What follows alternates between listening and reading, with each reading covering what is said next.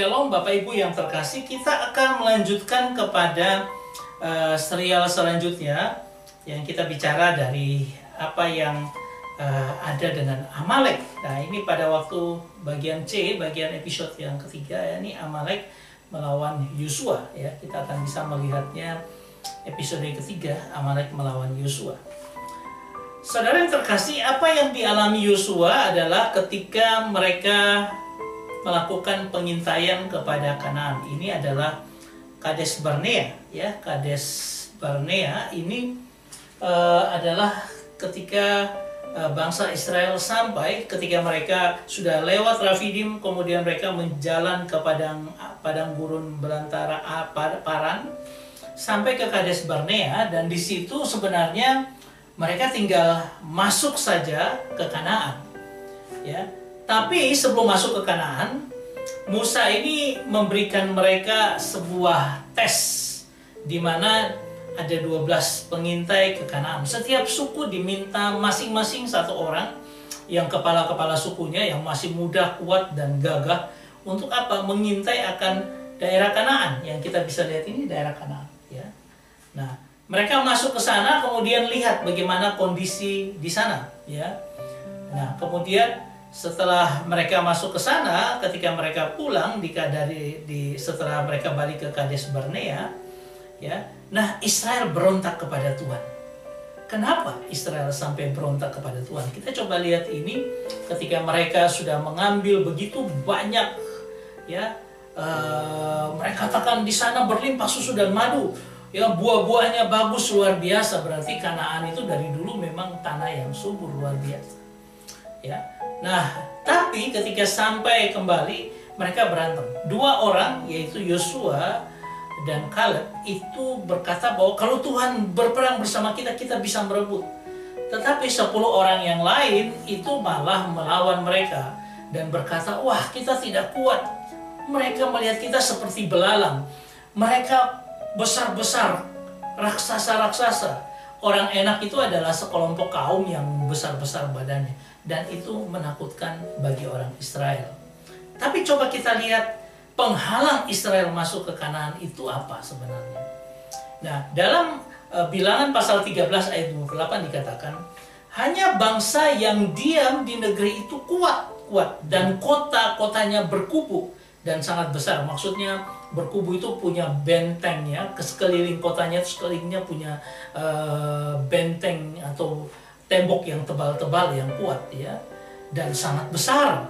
Juga keturunan Enak telah kami lihat di sana. Ada keturunan Enak, orang-orang yang tipenya adalah orang-orang raksasa ya, berbadan besar.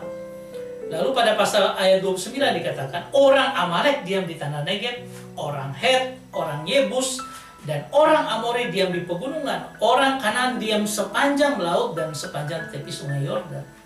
Dan mereka sudah melihat orang-orang seperti ini. Karena kalau kita lihat di gambar ini, ya, ini adalah posisi orang Amalek, kemudian ada orang Amori, orang Keni, orang Yebus, ada orang Peris, ada orang Hewi, ada orang Girgasi dan sebagainya ya. Ada orang Filistia. Dan itu membuat mereka takut. Dan salah satu yang membuat mereka takut ketika kita baca ayat tadi, orang Amalek diam di tanah Negeb. Amalek jadi penghalang bahwa Israel harus masuk ke dalam tanah Kanaan ya. Nah, ini dia yang akhirnya dilawan oleh Yosua sebenarnya. Bahwa orang Amalek biar bagaimanapun juga kami bisa melawan. Akibat daripada apa yang terjadi di Kades Barnea ini, dikatakan dalam Bilangan pasal 14 ayat 33, dan anak-anakmu akan mengembara sebagai pengembala di padang gurun 40 tahun lamanya, dan engkau akan menanggung akibat ketidaksetiaan. Bayangkan, karena 10 suku ini menyatakan tidak mau gara-gara takut orang Amalek ya. Saya kasih konteksnya seperti itu ya, ada orang Amalek di sana. Mungkin orang Amalek ini memberikan mereka sebuah trauma ketika Musa melawan mereka di Rafidim. Ya, mereka dihantam luar biasa, perang yang luar biasa. Itu membuat mereka keder, mereka takut ya. Ya. Lalu Tuhan katakan, akibat ketidaksetiaan sampai bangkai-bangkaimu habis di padang gurun. Ini bukan sebuah hukuman yang gampang. Ini hukuman yang luar biasa ya, bahwa 2 juta orang yang keluar dari Mesir harus mati di padang gurun, kecuali mereka yang lahir di padang gurun ya, selama 40 tahun itu.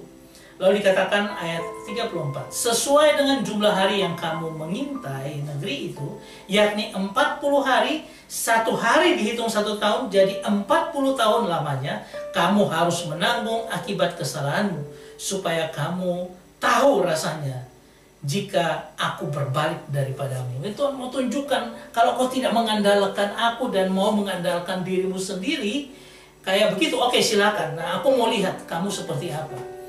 Dan 40 tahun mereka mengembara di padang gurun. Padahal mereka sudah tinggal sedikit lagi masuk ke Kanaan dan mendapatkan kekayaan yang begitu berlimpah dari Kanaan. Saudara, ini mau menyatakan bahwa Amalek juga menjadi penyebab utama. Bangsa-bangsa yang lain mungkin mereka tidak trauma karena belum menyerang mereka. Tetapi ingat Musa, ketika sekian tahun yang lalu mereka, belum sampai sekian tahun ya, beberapa bulan yang lalu mereka bertempur dengan orang Amalek ketika di Rafidim. Nah, itu menjadi trauma, membuat mereka takut. Nah, ini bangsa yang membuat bangsa Israel tidak takut Tuhan.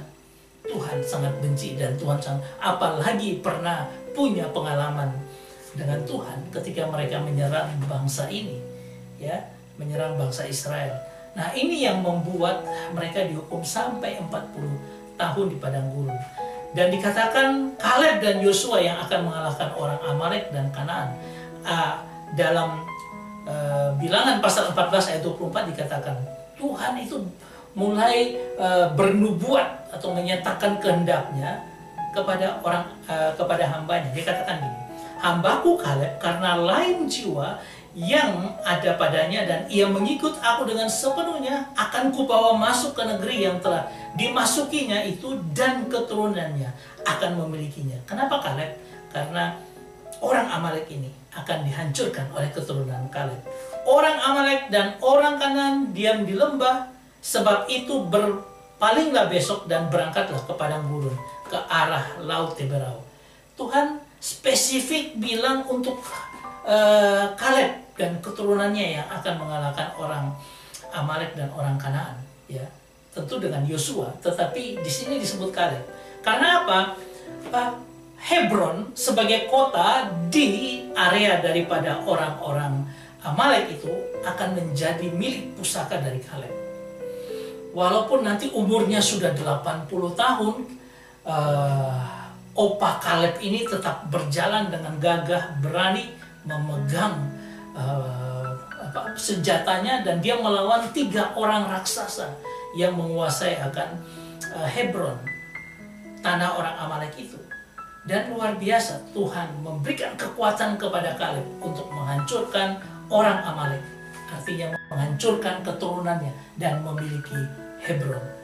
Ini karena apa? Karena Tuhan benar-benar menyertai akan orang yang namanya Kaleb. Kasih setianya ajaib dan dahsyat, dan dia sudah berfirman untuk hal itu.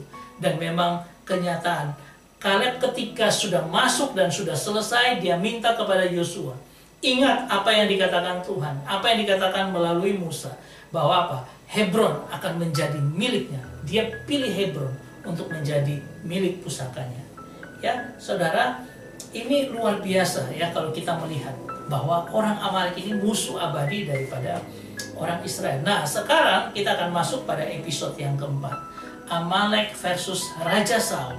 Kita lihat kondisinya seperti apa. Tapi tokoh yang sama, Amalek ini, tetap menjadi lawan daripada umat Tuhan. Saya berharap ini memberikan berkat dalam kehidupan kita. Nanti kita akan terus menyusun data-data dan akan sampai di abad modern ini seperti apa ya pertempuran kita melawan Amalek yang akan sebenarnya akan dihabisi Tuhan di akhir zaman, ya, di mana orang-orang itu akan ketika Tuhan datang dan akan menerima hukumannya secara kekal. Tuhan memberkati kita semua. Amin.